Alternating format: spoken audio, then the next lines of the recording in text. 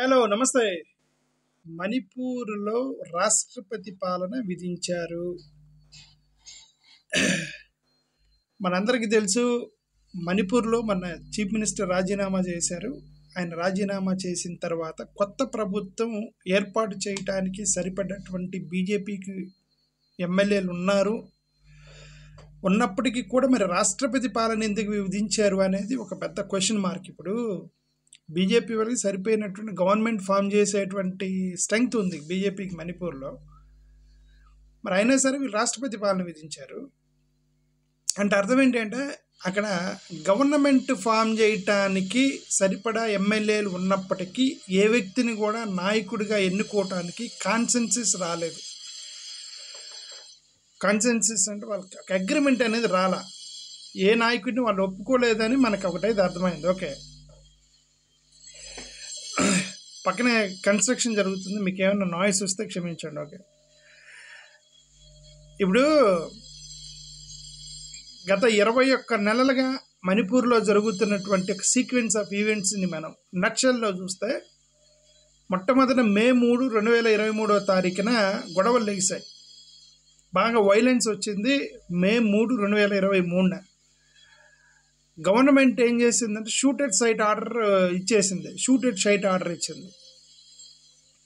మే 12 అంటే కరెక్ట్గా 9 రోజుల తర్వాత 10 మంది కుకీ ఎమ్మెల్యేలు ఏం చేశారంటే మాకు సపరేట్ అడ్మినిస్ట్రేషన్ ఉండాలి అన్నారు. ఇప్పుడు మొత్తం మణిపూర్ మొత్తం కూడా ఒకే అడ్మినిస్ట్రేషన్ కింద ఉంది కదా, అలా కాదు, మా కుకీ ఏరియా ఏదైతే ఉందో మా అందరికి సపరేట్ అడ్మినిస్ట్రేషన్ ఉండాలి, దానికి ఒక క్యాపిటల్ పెట్టాలి. మీరు దానికి ఒక క్యాపిటల్ పెట్టి ఇంకంటే సపరేట్ రాష్ట్రం అడిగినంత ఈజీ పని అనమాట. అది చాలా ఈజీగా చెప్పారు, మీకు ఒక సపరేట్ అడ్మినిస్ట్రేషన్ ఉండాలి. జగన్మోహన్ రెడ్డి గారికి 3 క్యాపిటల్స్ పెట్టి ప్రతి ప్రాంతాన్ని ఒక రాష్ట్రంగా చూస్తాను అన్నటువంటి ఒక ఐడియాలజీలోనే ఆ కుకీ వాళ్ళు అడిగారు మాకు సపరేట్ అడ్మినిస్ట్రేషన్ ఇవ్వాలి మీరు అని. అది మే 12 ఏది బాగా అల్లర్లు జరిగిన తర్వాత 10 మంది కుకీ ఎమ్మెల్యేలు డిమాండ్ చేశారు. అది 2 రోజుల తర్వాత మే 14 బీరేన్ సింగ్ గారు వెళ్ళి అమిత్ షా గారిని కలిశారు అక్కడికి ఢిల్లీలో. అప్పటికే 74 మంది చనిపోయారు. అప్పుడు చనిపోలేదు, చనిపోయారు, 74 మంది చనిపోయారు అప్పటికే. ఏది ఈ 12 రోజుల్లోనే 3వ తారీఖు నుంచి 14వ తారీఖుకి అంటే 11 రోజుల్లోనే ముఖ్యమంత్రి గారు అమిత్ షా గారిని కలిసే లోపే 74 మంది చనిపోయారు. 40,000 మంది డిస్ప్లేస్ అయిపోయారు అప్పటికే, జస్ట్ విదిన్ 10 days. జూన్ 30వ అక్కడ ఎవరైతే ఈ యొక్క ప్రొటెస్ట్ చేసే వాళ్ళు విప్లవదారులు అంటారా లేకపోతే నిరసనకారులు, ఈ నిరసనకారులు బీరేన్ సింగ్ సెక్రటేరియట్ ఆఫీస్కి వెళ్ళి సెక్రటేరియట్ నుంచి బయటకు వెళ్తుంటే ఆయన అడ్డుపడి నువ్వు రిజైన్ చేయమని డిమాండ్ చేశారు. ఆగస్టు 7వ కుకీకి సంబంధించినటువంటి ఎమ్మెల్యేలు ఎవరైతే ఉన్నారో వాళ్ళు గవర్నమెంట్కి విత్డ్రా చేసుకున్నారు సపోర్ట్. కుకీ పీపుల్కి ఒక ఎలియన్స్ ఉంది, లైక్ మన ఎన్సిపి ఉంది కదా, నేషనల్ పీపుల్స్ పార్టీ అని చెప్పి సంగ్మా పార్టీ ఒకటి ఉండిద్ది. ఆ పార్టీ వాళ్ళు ఈ కుకీ పీపుల్ అనమాట. ఆ కుకీ పీపుల్ వీళ్ళకి సపోర్ట్ ఇచ్చారు బీజేపీ గవర్నమెంట్కి. ఎలయన్స్లోకి వెళ్ళారు ఎలక్షన్కి ముందు. ఆగస్టు 7వ విత్డ్రా చేసుకున్నారు వాళ్ళు. ఆ సెప్టెంబర్ 28వ ప్రొటెస్టర్స్ ఏం చేశారంటే బీరేన్ సింగ్ ఇంటికి వెళ్ళి అక్కడ గొడవ చేశారు. అక్కడ ఇప్పుడు అక్కడ వెళ్ళి గొడవ చేసింది ఎవరు? మేటీ స్టూడెంట్స్ చనిపోయారు అప్పటికి. ఇప్పుడు మీ కుకీ వాళ్ళు కాదు, మేటీ స్టూడెంట్స్ చనిపోయారు. ఈ మేటీ స్టూడెంట్స్ చనిపోతే అక్కడ మేటీ పీపుల్ వెళ్ళి బ్లాక్ చేశారు ముఖ్యమంత్రిని. జూన్ 2024 ఎలక్షన్ జరిగాయి. జూన్ 24 మరి రిజల్ట్ వచ్చింది కదా, జూన్ 3 రైట్, జూన్లో రిజల్ట్ వచ్చింది. అక్కడ లోక్సభ సీట్లు 2 బీజేపీ ఓడిపోయింది. బీజేపీ ఓడిపోతే ఎన్డీఏలోనే అంతర్యుద్ధం వచ్చేసింది. ఇది ఈయన చేసిన గొడవ వల్లే మన లోక్సభ సీట్లు 2 ఓడిపోయాము మణిపూర్లో అని బీజేపీలోనే అంతర్యుద్ధం వచ్చేసింది. జూన్ చివరాఖరికి బీజేపీలో ఉన్నటువంటి ఎమ్మెల్యేలే కొంతమంది బీరేన్ని రాజీనామా చేయమని చెప్పి డిమాండ్ చేయడం మొదలెట్టారు. బీజేపీలో ఉన్నటువంటి 11 మంది ఎమ్మెల్యేలు బిరేన్ సింగ్ని మీరు రాజీనామా చేయండి అని బీజేపీ ఎమ్మెల్యేలే ఆయన రిజిగ్నేషన్ అడిగారు. అప్పటికే ఈ ఆడియో టేపులు ఇవన్నీ బయటకు వచ్చేసినాయి. ఓకే, ఆడియో టేపులు అమిత్ షా గారు వాళ్ళిద్దరు కలిసి మాట్లాడుకున్నది, కొంచెం బాంబు లేకుండా చూడయ్యా అని చెప్పేసి అమిత్ షా గారు చెప్పినట్టు. ఓకే, ఏం లేదు సార్, ఆయన పక్కన సెక్రటరీ వాళ్ళకి పిలిచి మీరు బాంబు లేకుండా జాగ్రత్తగా చూడండి, మీరేం చేసినా సరే బయటికి రాకుండా చూడండి అని చెప్పినట్టు ఒక ఆడియో రిపోర్ట్ రిలీజ్ ఆడియో ఒకటి లీక్ అయింది సీఎం సెక్రటరీ ఆఫీస్ నుంచి. సో వీళ్ళందరూ వెళ్ళి ఆయన రిజైన్ చేయమన్నారు. బీజేపీ 11 మంది ఎమ్మెల్యేలు, వాళ్ళలో 6 జంప్ అవడానికి సిద్ధమయ్యారు, అవసరం గవర్నమెంట్ పడగొడతా ఉన్నారు.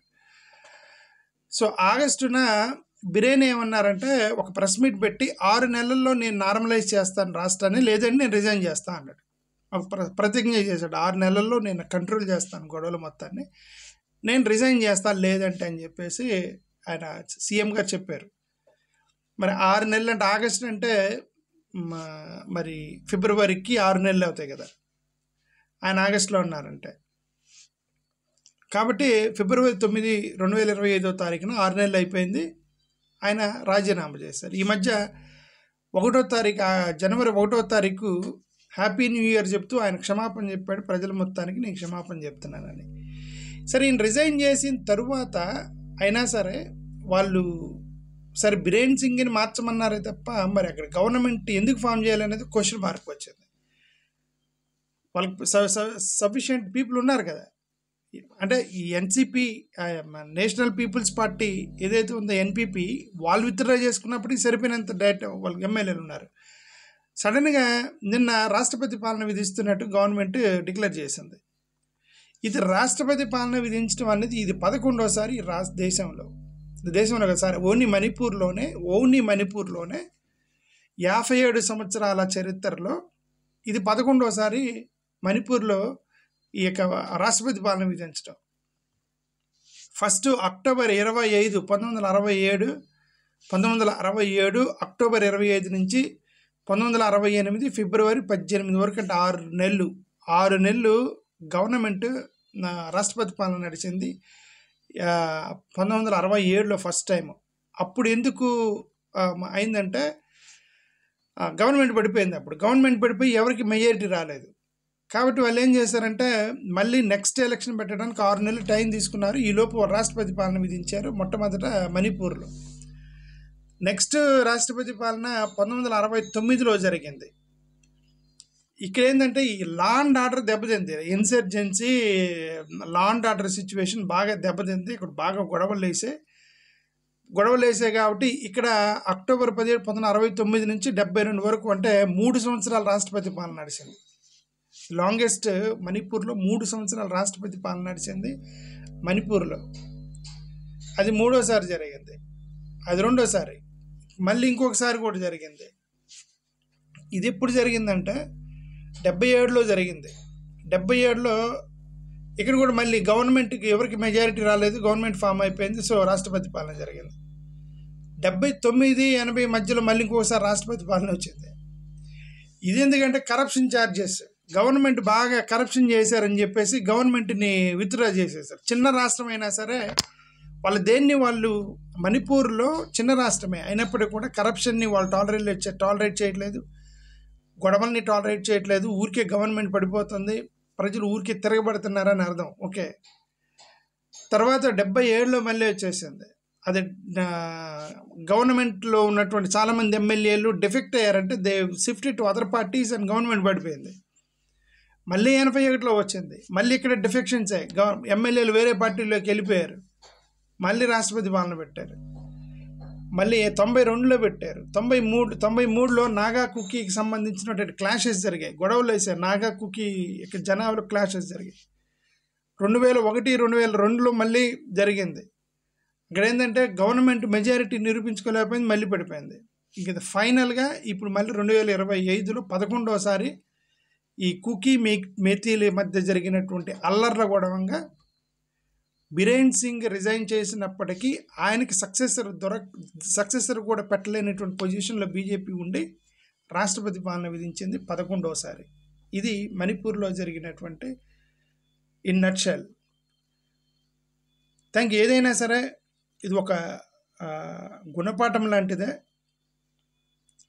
ఒక రాష్ట్రాల్లో మన ఏ కారణం చేత అయినా సరే ఎనీ రీజన్ గొడవలు కనుక జరిగాయి అని అంటే ఆ రాష్ట్రంలో ఉన్నటువంటి ప్రజలు అల్లాడిపోతారంటానికి మొట్టమొదటి ఉదాహరణ మణిపూరే. ఇప్పుడైనా సరే అందరూ కలిసి ఉండాలి, దేశంగా చూడాలి. Should look at the country as a nation, not in terms of cost, creed, region, language ఇవన్నీ వదిలేసి ఒక దేశంగా ఎవరి ఇష్టాలకు వదిలేసి దేశాన్ని నడపాలి తప్ప అల్లర్లు సృష్టిస్తే ఇదిగో చివరికి ఇలా జరిగిద్ది అనేది ఒక ఉదాహరణ. Thank you.